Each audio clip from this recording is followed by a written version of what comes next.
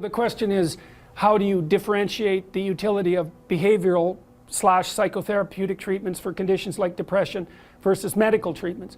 Okay, so the first thing I would say is, don't underestimate the utility of medical interventions. Depression is a catastrophe. It carries with it a very high suicide rate. And it also levels people out, and it's really hard on their families. And so, and it's physiologically extraordinarily damaging. And so, if you're in a depressive state and it's severe, you can try an antidepressant. You'll know in a month if it works.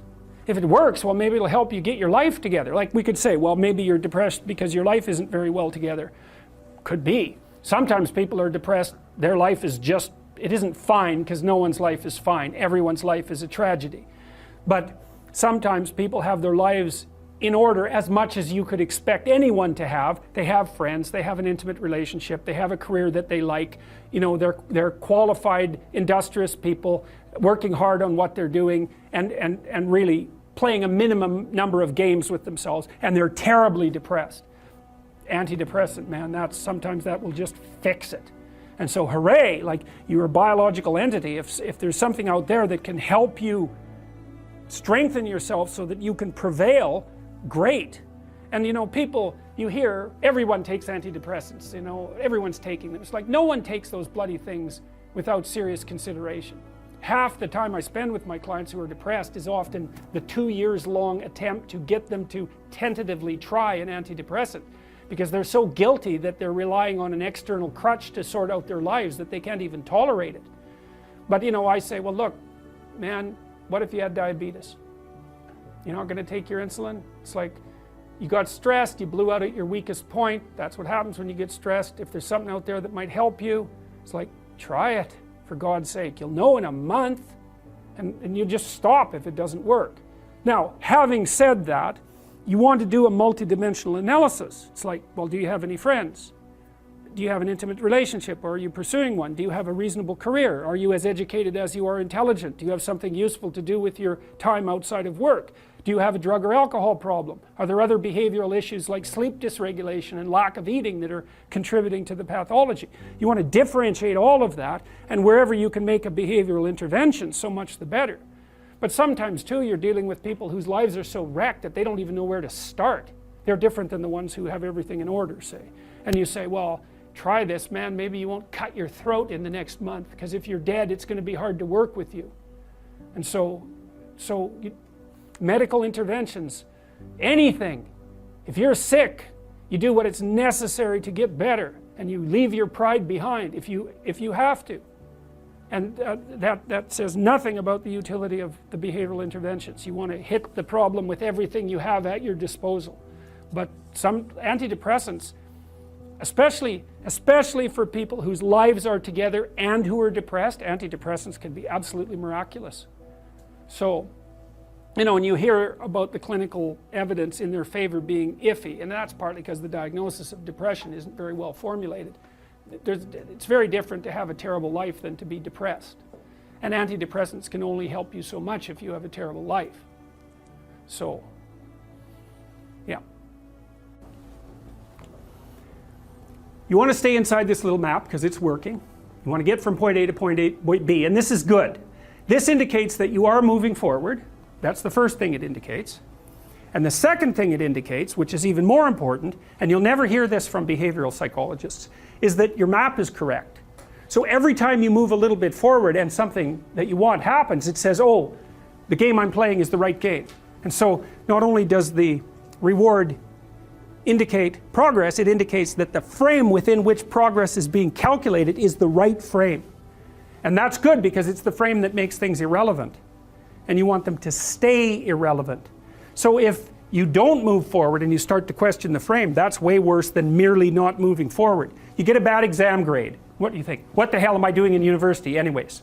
It's like, probably that's not the first place you should go with that piece of information. And you think, well, why? Why is that worse? Well, as far as I can tell, your map of you as a university student is a comprehensive representation. It tells you what you should do every day. It kind of tells you where you're going in the future. And if something emerges as an anomaly, you get a worse grade than you expected. and you blow that whole map, it's like, okay, what have you been doing for the last 4 years? What kind of high school student were you? How clueless are you about how you're arranging your future? What's your identity going to be if you're not going to be a student? Where are you going to end up in 5 years? It's like, so it's like that little grade, that bad grade is like a portal through which snakes can crawl. And that's exactly how you respond to it, especially if you open the door too much. Well, maybe this means that I shouldn't be in university. Well, one of the rules is you want to constrain the anomalous event to the minimal necessary domain. It's really, really important. You want to do that when you're arguing with your partner, which you'll do all the time. We have an argument. Well, I should never have married you. It's like, no, that's not the first response. That's a bad response. Or here's a really good one. You've always done that sort of thing, and you always will. It's like, oh good, great. It's like the only answer to that is to hit someone. Because like you're done, right? You're like that, you've always been like that. There isn't a chance that you can be repaired, and none of it is acceptable. It's like the person's going to fight with you right away, because what else are they going to do? So what you want to do is you want to minimize, it isn't rationalization. You want to say, okay, this person did something that disrupted our joint map. Okay. What's the smallest possible thing they could do to put it back together? And you have to know. Well, we need to make a plan so you don't do it again. Or we need to have a discussion so that you know that it wasn't a good thing to do. But I'm not going to go after your whole character. I'm going to say, when I come home and you're watching TV, just come to the door and say hello. Not, don't you love me, or something like that. It's like, no, you just have to walk to the door and like give me a hug or something, and then that's good enough. And so then the other person might be able to tolerate that much corrective information, maybe, if you're kind of nice about it, and you also understand that they're probably going to have something equally horrible to say about you in the next 15 minutes, because you're going to do something stupid.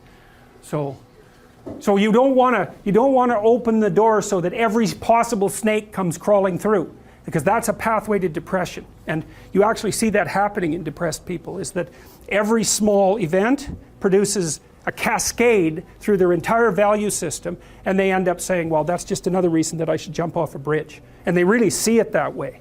It's really awful, because they've got no defenses. It's like, well, I didn't do so well in this course. It's like I'm going to get a bad mark in the exam. I'm going to get a bad mark in the course. That's going to screw up my ability to finish my degree. I'm never going to get into the field of my choice. It's just another piece of indication that I'm useless and that life isn't worthwhile. Bang, I'm going to jump off a bridge. And if you're really depressed, it's like each of those things hits you with the certainty of truth.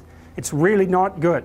And so you want to be careful. You want to be careful about walking down that pathway when you make a mistake. You think, okay, what's the narrowest framework of interpretation within which I can understand this that will require minimal behavioral change to decrease the probability that it will happen again? It's mental hygiene, fundamentally. Yes? When you say that these frames are scalable, yeah, there's multiple at the same time? We'll get to that. We'll get to that. That is the next question. It's because they don't exist in isolation. So, and that's another thing frequently when you hear behavioral accounts of cognitive processes, they generally only focus on as if it's an isolated thing. It's not. It's scalable. It's scalable a bunch of ways. It's scalable temporally, because what you do now is associated with what you'll do tomorrow, and that with what you'll do next week, and so forth. So it has to be scalable temporally.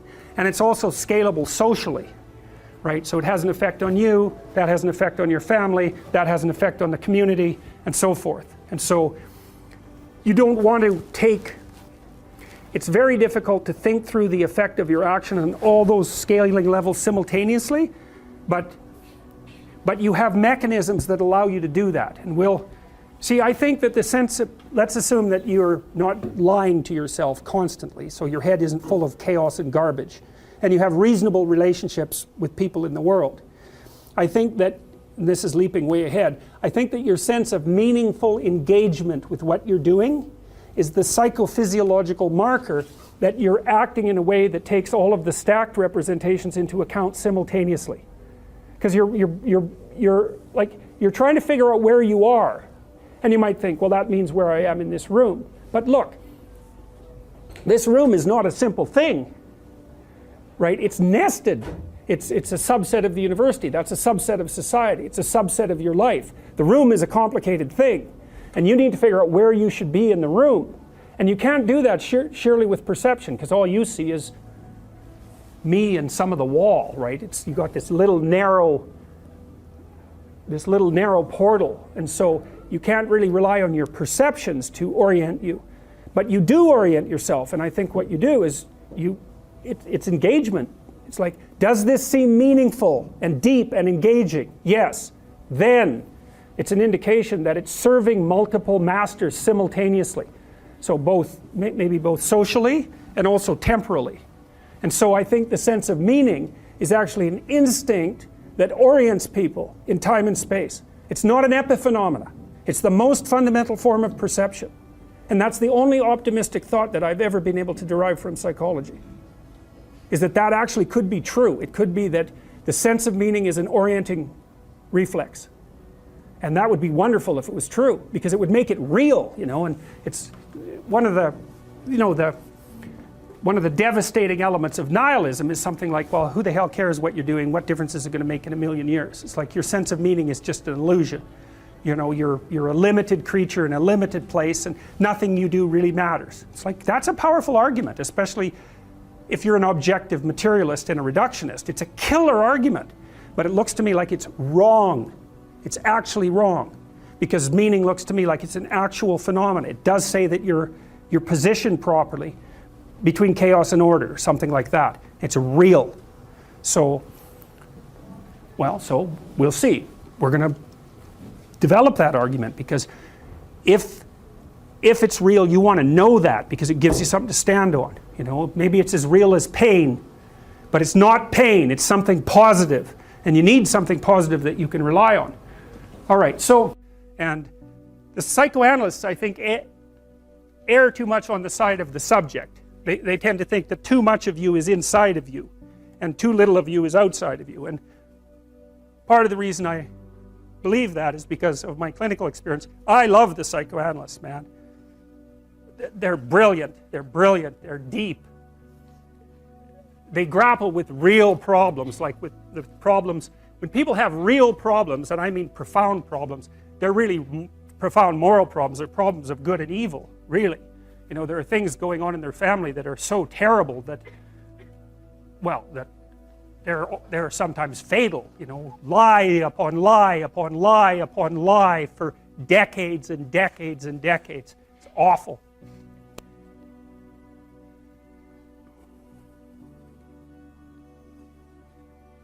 And that's not exactly inside them. It's out there in the world. And lots of the people that I see, very famous critic of psychology, I can't remember his name, but I probably will, criticized the practice of psychology quite effectively I believe in the early 60s. The Myth of Mental Illness by Thomas Szasz, S-Z-A-S-Z. It's a classic. You should read it. If you're interested in psychology, read it. It's a classic. And he basically said, most people have problems in living. They don't have psychological problems. And so I've experienced, despite my love for the psychoanalysts, very frequently what I'm doing as a therapist is helping people have a life that would work. And you can parameterize that. It's like, what do you need? How about some friends? People kind of like that. How about an intimate relationship with someone that you can trust, that maybe has a future? That'd be good. How about a career that puts you in a dominance hierarchy somewhere, so at least you've got some possibility of rising, some possibility of stabilizing yourself, and a schedule and a routine, because no one can live without a routine. You just forget that. If you guys don't have a routine, I would recommend, you get one going, because you cannot be mentally healthy without a routine. You need to pick a time to get up. Whatever time you want, but pick one and stick to it, because otherwise you dysregulate your circadian rhythms and they regulate your mood. And eat something in the morning. I've had lots of clients who've had anxiety disorders. I had one client who was literally starving. Very smart girl. There was very little that she liked. She kind of tried to subsist on half a cup of rice a day. She came to me and said, I have no energy. I come home, all I want to do is watch the same movie over and over. What, is that weird? And I thought, well, it depends on how hard you work. It's a little weird, but whatever. It's familiar, you're looking for comfort. So I did an analysis of her diet. It's like 3/4 of a cup of rice. It's like, you're starving. Eat something. You know, you'll feel better. So she modified her diet and all her anxiety went away and she had some energy. It's like, yeah, you gotta eat. So a schedule, that's a good thing, man. Your brain will thank you for it. It will stabilize your nervous system. With a bit of a plan, that's a good thing. You need a career, you need something productive to do with your time. You need to regulate your use of drugs and alcohol, most particularly alcohol, because that does in a lot of people. You need a family, like the family you have, your parents and all that. It'd be nice if you all got along, you could work on that. That's a good thing to work on. And then, you know, you probably need children at some point, and that's life. That's what life is. And if you're missing, you know, you may have a good reason to not be operating on one of those dimensions. It's not mandatory, but I can tell you that if you're not operating reasonably well on 4, I think I mentioned 6, if you're not operating reasonably well on at least 3 of them, there's no way you're going to be psychologically thriving. And that's more pragmatic in some sense than psychological, right? Human beings have a nature. There's things we need. And if we have them, well, that's good. And if we don't have them, well, then we feel the lack.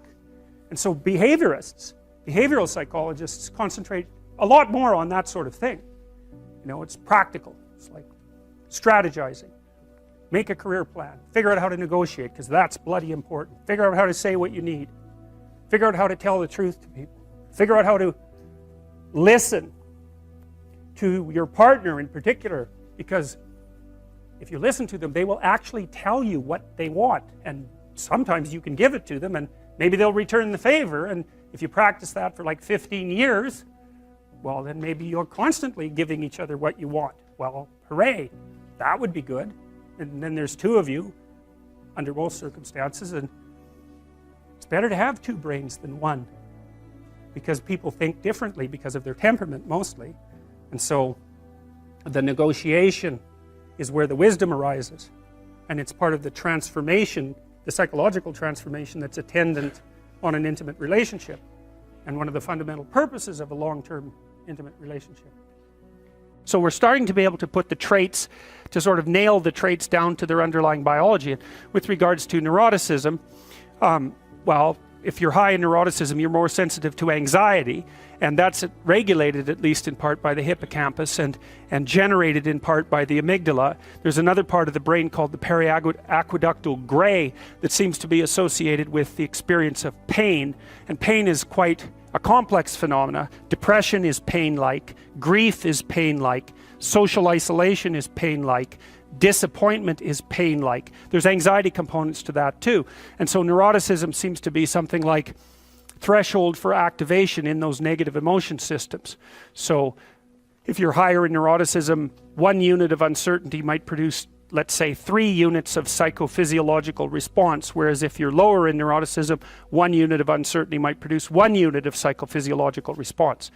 It's hard, you know, obviously that's a simplified schemata, but there's variability, because if something unexpected or threatening happens to you, it isn't obvious how upset you should get. One answer might be, brush it off, it's nothing. Another answer might be, it's a bloody catastrophe. And often when something uncertain or threatening occurs, you don't have enough information at your disposal to make a full determination of the potential import of the circumstance, especially if it's uncertain. And so then you have to guess at how upset you should be, and where you are on the normal distribution with regards to trait neuroticism, say, that sort of determines what your guess on average is going to be. So, you know, the other, with conscientiousness, say, you might say, well, how hard should you work? Well, that's a really difficult question. If you're going to die tomorrow, and then you probably shouldn't work very hard today at all. So one thing you might say is that the degree to which you should work hard is dependent on your assumptions about the stability of the future. We actually know this to be true, because if you put people in wildly uncertain circumstances, they discount the future. which is exactly what you should do, right? It only makes sense to store up goods for future consumption if the future is likely to be very similar to the past and the present. You need a stable society for that. And conscientiousness only works in a stable society, because all you do otherwise, if you're piling up goods, which is kind of what conscientious people do, is leaving them there for the criminals to take, or waiting for the next chaotic upheaval to wipe out everything that you've stored. And so even conscientiousness is a kind of guess. Hardworking people say, well, you know, sacrifice the present for the future. That's great, as long as the future is going to be there and you can predict it. But if it's not going to be there and it's unpredictable, then the right response is take what you can take right now while the getting's good.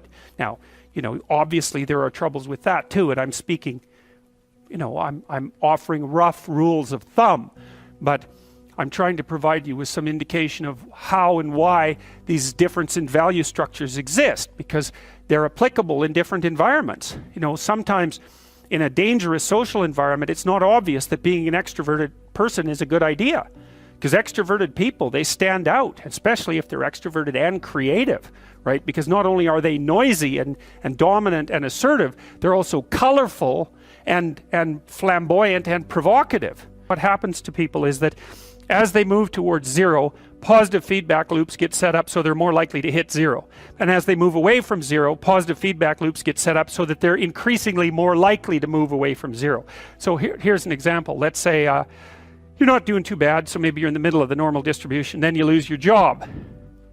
Okay, and let's say you're a conscientious person. And we could say, just for the sake of argument, that you lose your job because of mass layoffs in your company. So it has nothing to do with you. It's fundamentally, it's just like luck of the draw, basically.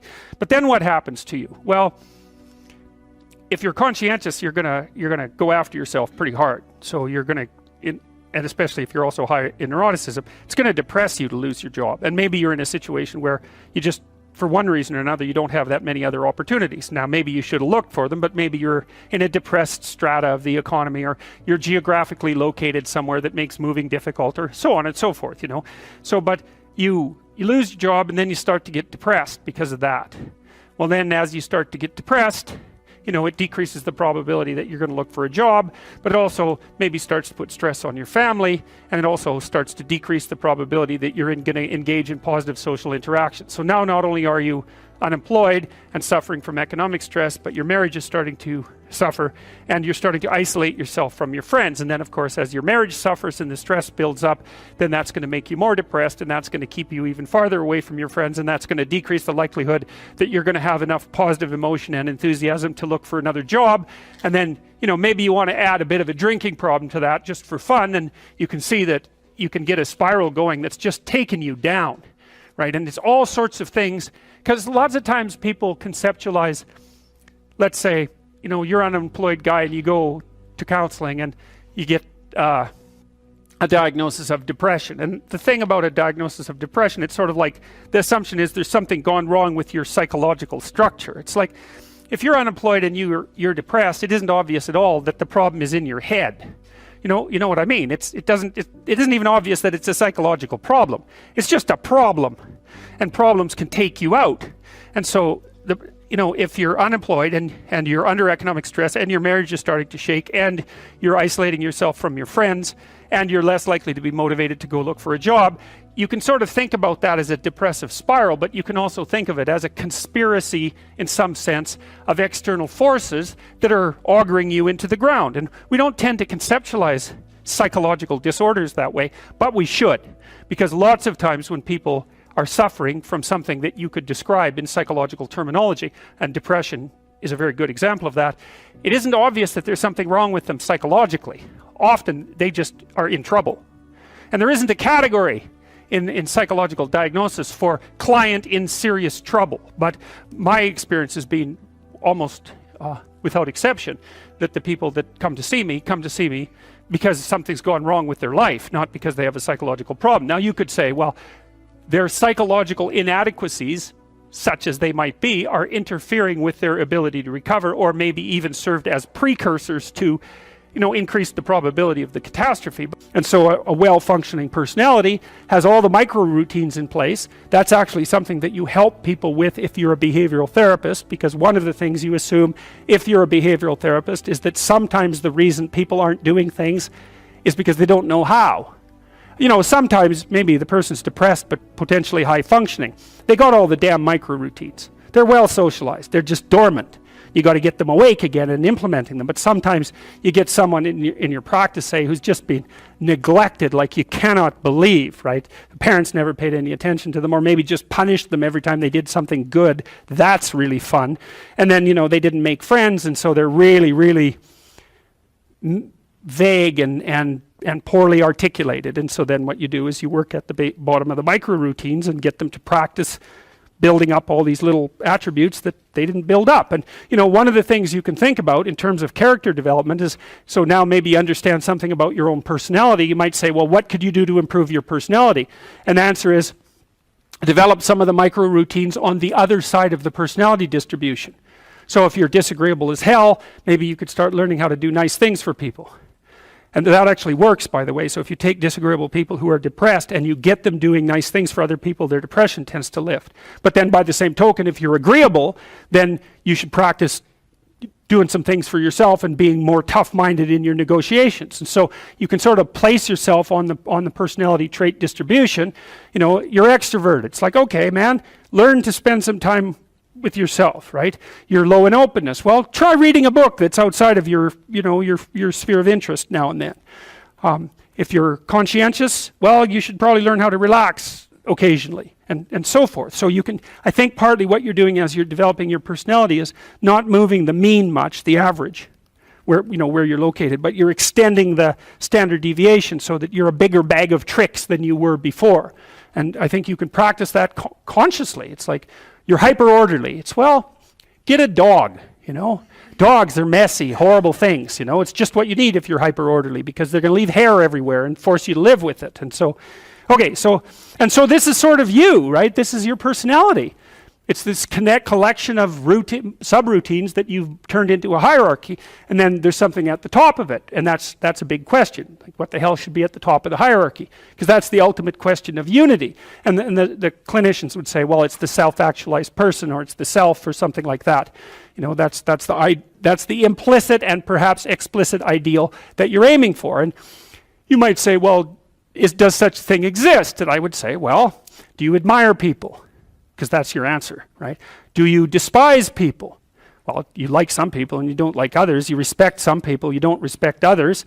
Well, you're acting out the notion that there's at least an implicit ideal. You do the same thing when you go to movies. You know who the hero is, you know who the bad guy is. You're acting out the proposition that there's some sort of value hierarchy and there's some sort of manifestation of it that's coherent across time. So you appear to believe that, and you are driven at least to some degree by your own inner ideals. And so you tend to answer the question, is that real, with an affirmative? And if you don't, there's catastrophic consequences. Nietzsche and the existentialists were very good at detailing that. It's like, you let your value hierarchy disintegrate, well, then what? Well, part of it is nihilistic chaos. That's not so much fun. And then there's the alignment of nihilistic chaos with the intrinsic desire that someone will come along and tell you what to do. Right, so what happens is if you let this devolve, you end up with nihilistic chaos, or the demand for the tyrant to come forward. And we've had that happen lots of times, and it doesn't seem to have gone that well. So, all right, well, so what happens when you lay out these little routines in the world at different levels of analysis? Well, this is how your emotions function, broadly speaking. You're aiming at something.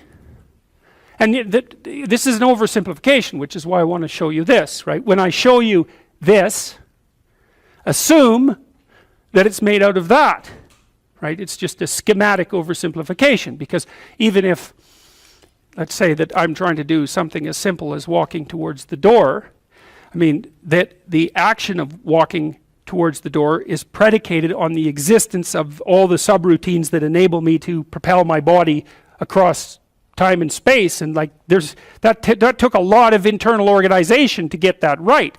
It's automatized now, and so you can treat it like it's invisible, but implicit in any one of these structures is this entire structure. And you actually see this in therapy very frequently too. Okay, one of the things that I've figured out over the last years is this is a good proposition. So, it's pretty self-evident that life has got its rat's nest of miseries, and that's for sure. And maybe you could even make a categorical statement that life is mostly a rat's nest of misery. And you could make a pretty powerful argument for that. But then there's a counter question, which is, well, what if you tried not to make it any more miserable than it had to be, right? Then what would it be like?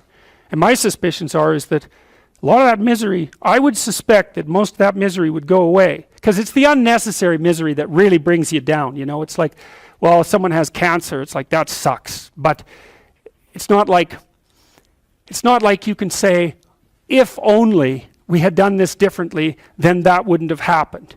But when someone's out like torturing you in a malevolent way, or maybe you're doing the same, you can always ask yourself, well, is this really necessary? Is this just like a useless add-on to the miseries of life? That's what disheartens people. And so even in your own life, if you aren't suffering from self-imposed misery, and you're only suffering from inescapable misery, maybe you could handle that, and you could survive, you could bear it, and even maybe without becoming irredeemably corrupt. And so the goal would be, well, yeah, life is a rat's nest of miseries, and maybe it has no ultimate meaning. We could say that if we're feeling particularly pessimistic, but it still leaves one question open, which is, if you didn't do everything you could to make it worse, how good could you make it be? And the least answer is, well, it could be tragedy, but maybe not hell. And I think that's right. I really believe that. That's the most pessimistic, proper statement. The worst case outcome, in the worst of all possible worlds, is that your life could be tragic, but not hell.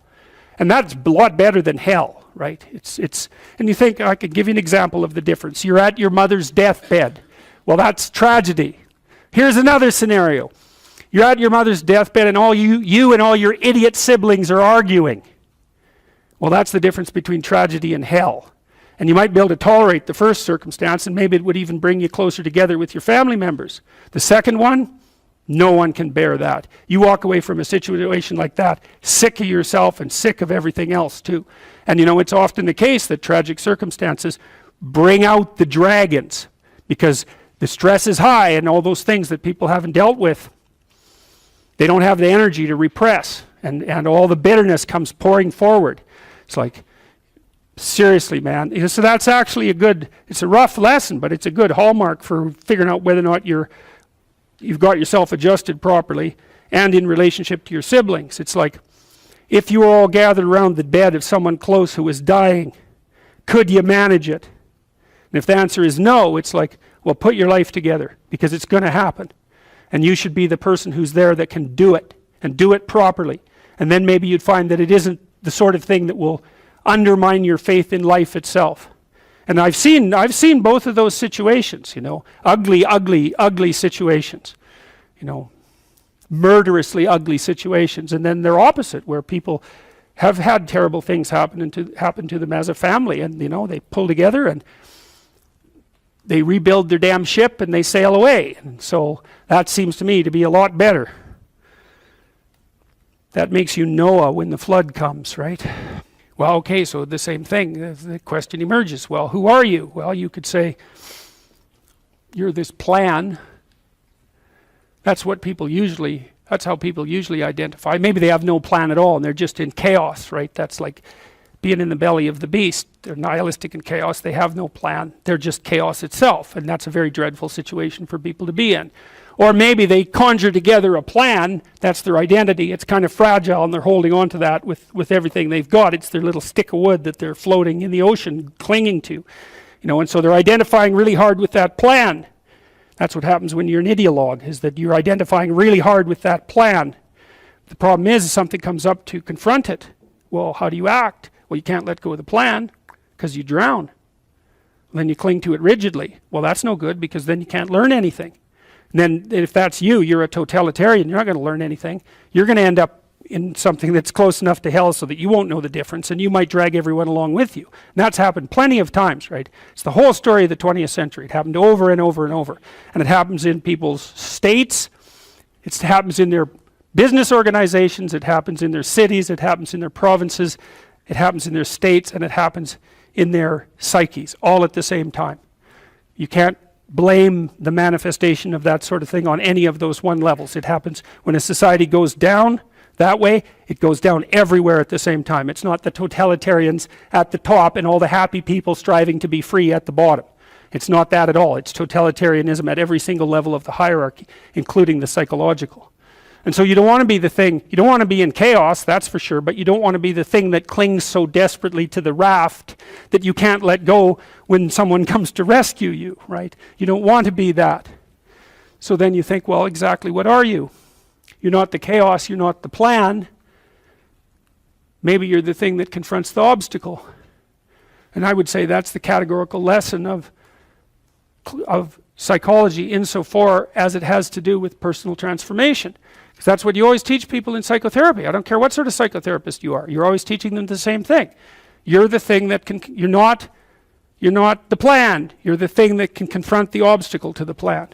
And then when you know even further that the obstacle is not only an obstacle but opportunity itself, well then your whole view of the world can change, because you might think, well, I've got this plan, something came up to object to it. It's like, it's possible that the thing that's objecting has something to teach you that will take you to the place where you develop an even better plan. And it's a nice framework to use. It's like, are you so sure that this is a problem? Is that the only way that you can look at it? Or is it an opportunity? I mean, I'm not trying to be, naively optimistic. There are some things that's pretty hard to extract gold from some dragons, and maybe the death of a family member is a good example of that. But even in a situation like that, I can tell you that it's an opportunity for maturation, that's for sure. And the thing is, you might say, well, it's pretty miserable to be digging for gold when someone's falling into the grave. Well, if they really love you, first of all, that's what they'll want you to do. And second, you're going to make their death a lot more palatable experience for them if you're someone who can be in the room and be helpful instead of be, quivering in the corner and feeling that the entire world is collapsing in on you. I mean, that's another. You want to be the useful person at the funeral. How's that for a goal?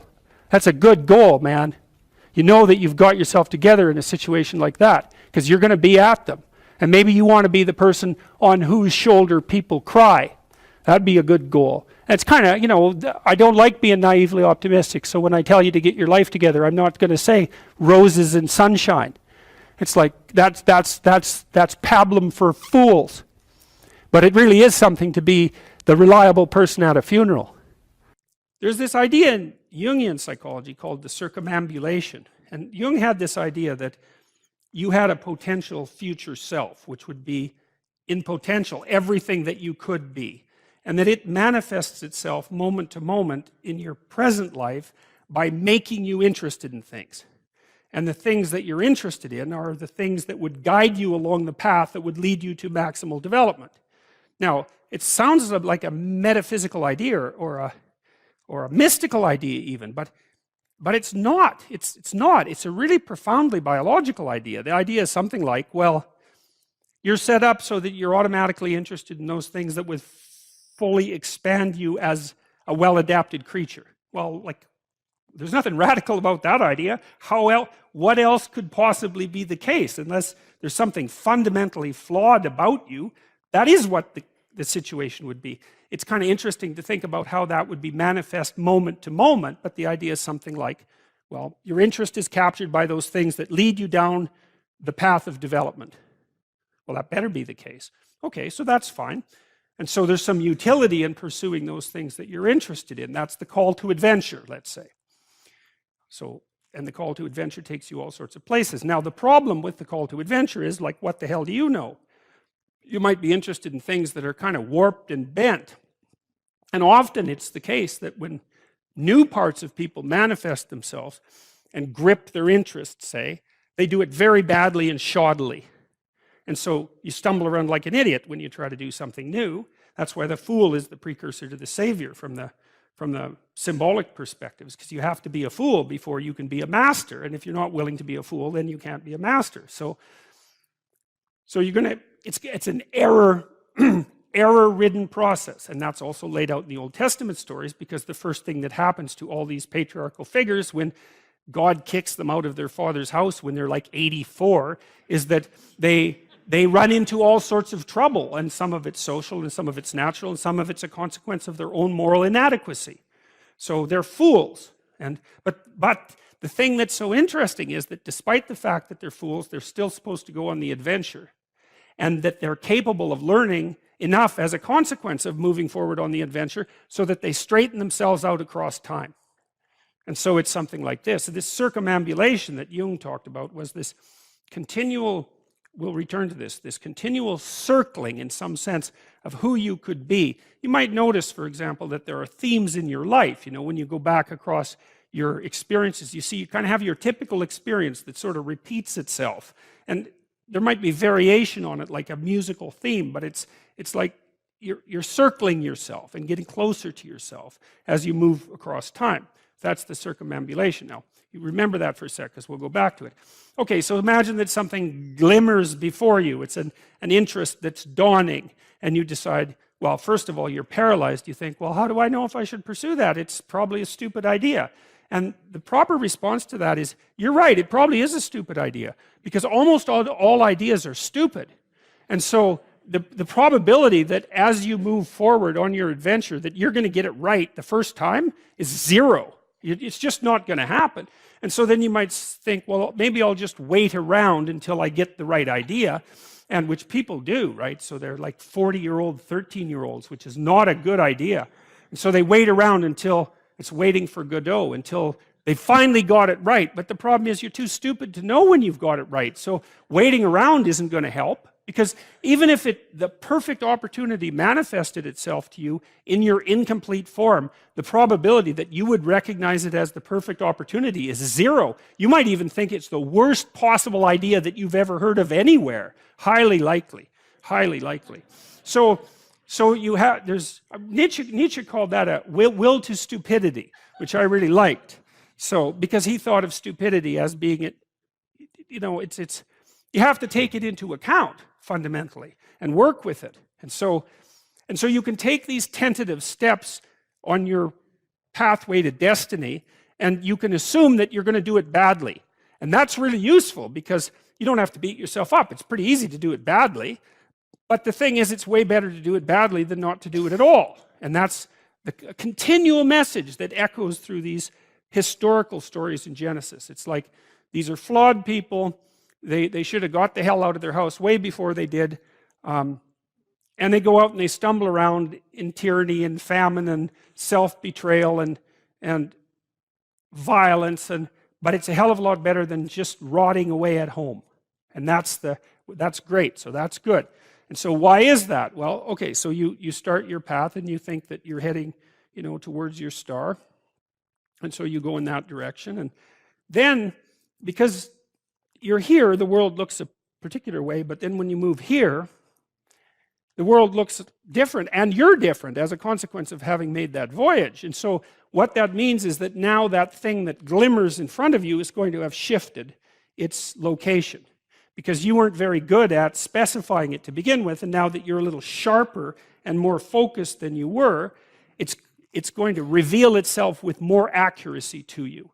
And so then you have to take a, you know, it's almost like a 180-degree reversal. But it isn't, because, you know, you've gone this far, and that's a long ways to get that far. But that's a lot farther than you would be if you just stayed where you were, waiting. And so it doesn't matter that you overshoot continually, because as you overshoot, even if you don't learn what you should have done, you're going to continually learn what you shouldn't keep doing. And if you learn enough about what you shouldn't keep doing, then that's tantamount at some point to learning at the same time what you should be doing. So it's okay. So it's like this. Now, what's cool about it, though, I think, is that as you progress, the degree of overshooting starts to decline, right? And that we know that there's nothing hypothetical about that. As you learn a new skill, like even to play a song on the piano, for example, you overshoot madly. You're making all sorts of mistakes to begin with, and then the mistakes, they disappear. There's a great TED talk, I think it was, about this guy set up a really advanced computational recording system in his home and recorded every single utterance his young child made while learning to speak. And then he put together the child's attempts to say certain phonemes and put them in a list, and you can hear the child deviating madly to begin with, and then after hundreds and hundreds of repetitions, just zeroing right in on the exact phoneme. So, you know, you might not know this, but when kids babble, because they start babbling when they're quite young, they babble every human phoneme, including all sorts of phonemes that adults can't say. And then they die into their language, so that after they learn, say, English, then there's all sorts of phonemes they can no longer hear or pronounce. But to begin with, it's all there, which is really quite interesting. But so as they learn a particular language, they zero in on the proper way to pronounce that, and their errors minimize. And every time you learn something, that's how it is. And that's really useful to know too, because it means that it's okay to wander around stupidly before you fix your destination. Now you see that echoed in Exodus, right? Because what happens is that the Egyptians, or the Hebrews, escape a tyranny, which is kind of whatever you do personally and psychologically when you escape from your previous set of stupidly held and ignorant and stubborn axioms. It's like, away from that tyranny. It's like, great, I freed myself from that. Well, then what?